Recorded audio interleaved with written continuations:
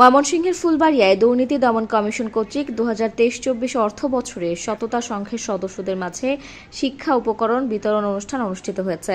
সোমবার সকালে উপজেলা শহরের ফুলবাড়িয়া পাইলট বালিকা উচ্চ বিদ্যালয়ে দুর্নীতি দমন কমিশন ও উপজেলা দুর্নীতি প্রতিরোধ কমিটির আয়োজনে শিক্ষা উপকরণ বিতরণ অনুষ্ঠানের সভাপতিত্ব করেন উপজেলা দুর্নীতি প্রতিরোধ কমিটির সভাপতি পারভিন আক্তার রেবা।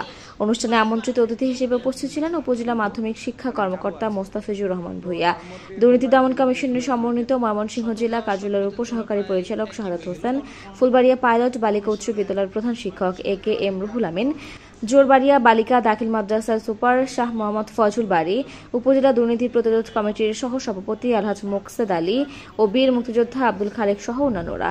অনুষ্ঠান পরিচালনা করেন উপজেলা দুর্নীতি প্রতিরোধ কমিটির সাধারণ সম্পাদক সাংবাদিক নুরুল ইসলাম খান। শিক্ষার্থীদের উদ্দেশ্যে বক্তারা বলেন, প্রত্যেকের নিজের অবস্থান থেকে দুর্নীতি ও অন্যায়ের বিরুদ্ধে সচেতন থাকতে হবে। প্রকৃত দেশপ্রেম বুকে ধারণ করে শিক্ষা লাভ করতে হবে।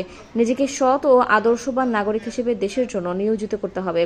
পরে অনুষ্ঠানে অংশ নেওয়া সততা সংঘের সদস্য ফুলবাড়িয়া সরকারি মডেল পাইলট উচ্চ বিদ্যালয়, ফুলবাড়িয়া পাইলট বালিকা উচ্চ বিদ্যালয়, আলহেরা একাডেমি উচ্চ বিদ্যালয়, কুশমাল ইউনিয়ন বদরউদ্দিন উচ্চ বিদ্যালয় এবং জোরবাড়িয়া বালিকা দাখিল মাদ্রাসার ১৩৩ জন শিক্ষার্থীদের মাঝে শিক্ষা উপকরণ বিতরণ করা হয়। পরে বিভিন্ন বিদ্যালয়ের পুরস্কারপ্রাপ্ত শিক্ষার্থীদের সাথে ফটো সেশনে অংশ নেন অতিথিবৃন্দরা।